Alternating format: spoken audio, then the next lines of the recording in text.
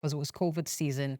Everybody was home, and we changed our location during that period. That was the first time we heard him say, Daddy.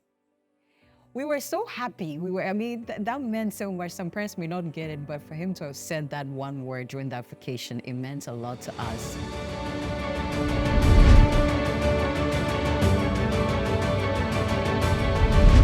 So one time, my husband called me and says, I'm going to speak to our son, watch our conversation. And he spoke to him, and our son was not responding.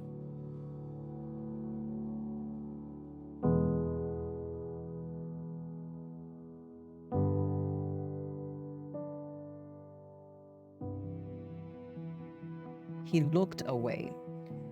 And then my husband told me, I think we need to get him checked. And I was wondering why. I mean, this boy is fine. He does everything normally. And I had not even noticed that he was not speaking. I think by the back of my mind, he would speak at a later time. I wasn't even following the milestones as I had done for my first child. So I took him to the hospital. We had a general practitioner check on him. And he said he could see that he had some form of tongue tie, but he referred us to a plastic surgeon, and he confirmed that indeed our son had a tongue tie, so we had to schedule him for surgery. So finding out from a speech therapist that my son may never speak, that was devastating.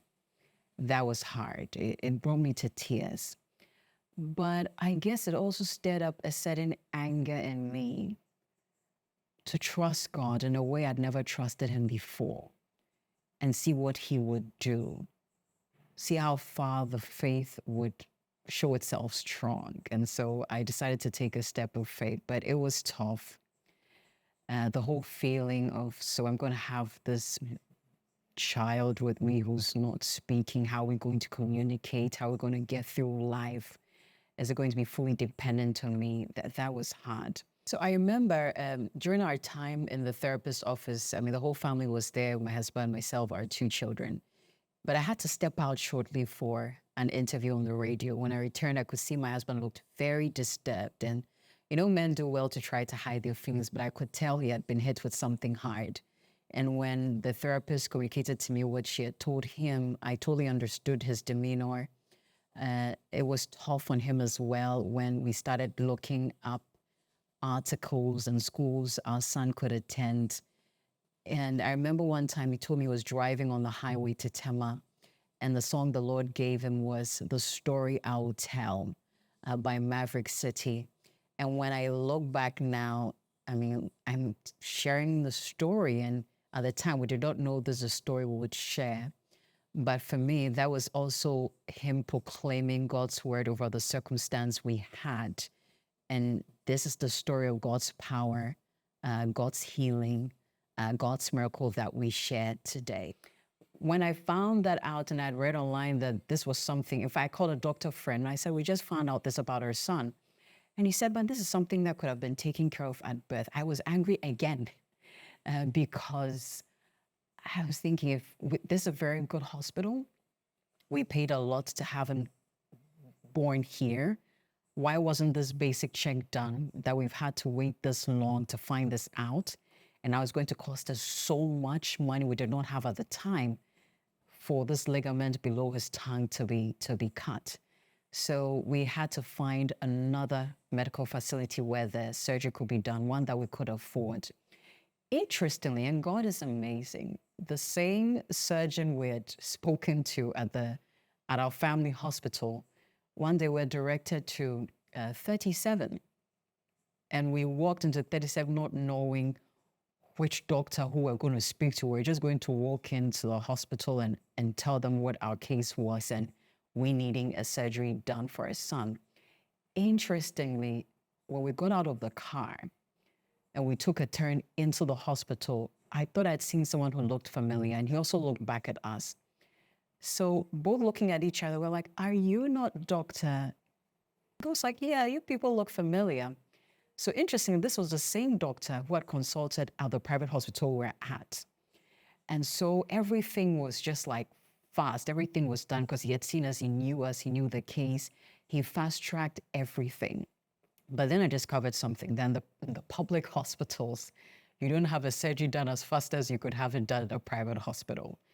And so we were put on a calendar, and it was about 4 weeks away. I'm like, but how? We just found out this boy has a tongue tie, his speech is delayed, and we have to wait another 4 weeks before he can have his surgery. It didn't matter how much money we had to wait because there were other people in line. That was the longest 4 weeks of my life because for me, I felt it was going to get worse. His brain is going to now work even over a longer period to say, you cannot speak, so do not open your mouth to speak. And as long as that period felt, eventually that day came. We had his surgery. He was stuck to the surgeon right after his surgery. He didn't even want to come to me. And I still have pictures of the surgery he went through.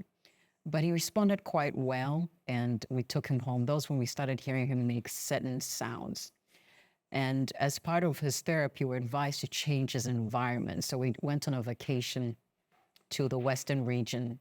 And for the first time, when he got into the pool and had fun, I'm sure he hadn't had that kind of fun in a long while because it was COVID season. Everybody was home, and we changed our location during that period. That was the first time we heard him say, "Daddy." We were so happy. I mean, that meant so much. Some parents may not get it, but for him to have said that one word during that vacation, it meant a lot to us. And as part of the routines I put together for him, if he would listen to, I'll play classicals in the background for him while we were fixing Legos. There were certain activities he would go through just to get his brain more responsive. And we'll go through those daily. While we're going through those activities, we'd also have some classicals in the background. Those whole routine I put together. And the evenings would go for walks. And together with my daughter, it would be the three of us, and I would see a tree, and I point to him, that's a tree.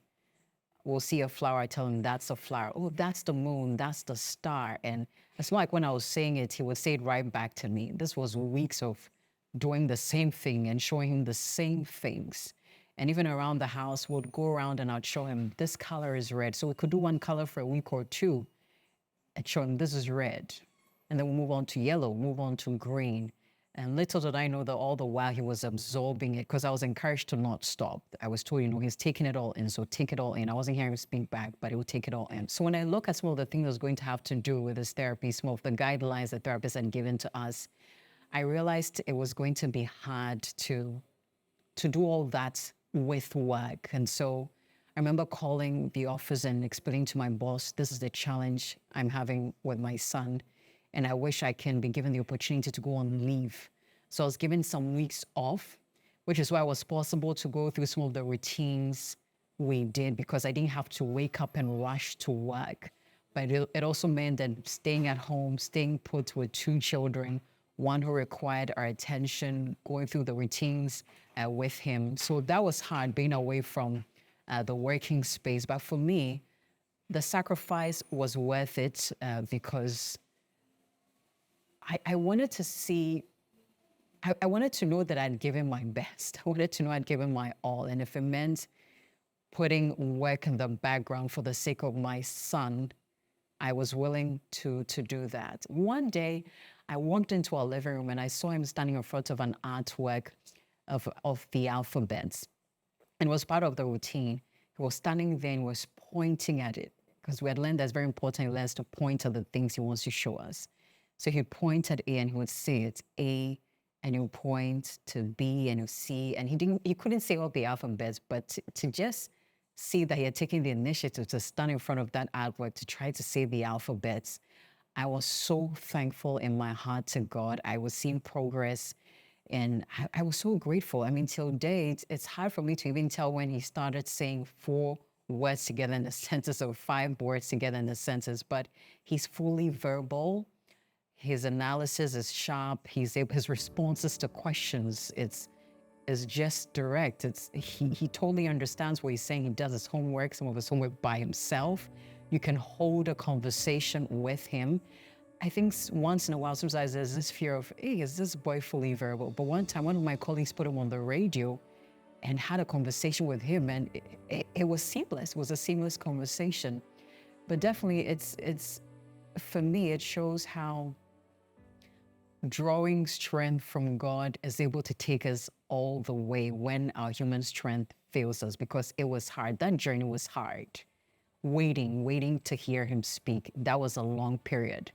But when you draw strength from God, when you feel that you've come to the point where you want to give up, he gives you a renewed strength as you draw from his word, as you draw from prayer, as you spend time in his presence. He gives you a renewed strength to take it one day at a time. And that's what I saw God do for me. That's what I saw God do for him. That's what I saw God do for our family. Until today, it remains a testimony that we refer to, a testimony that keeps us going when we get hit by challenges along life's journey.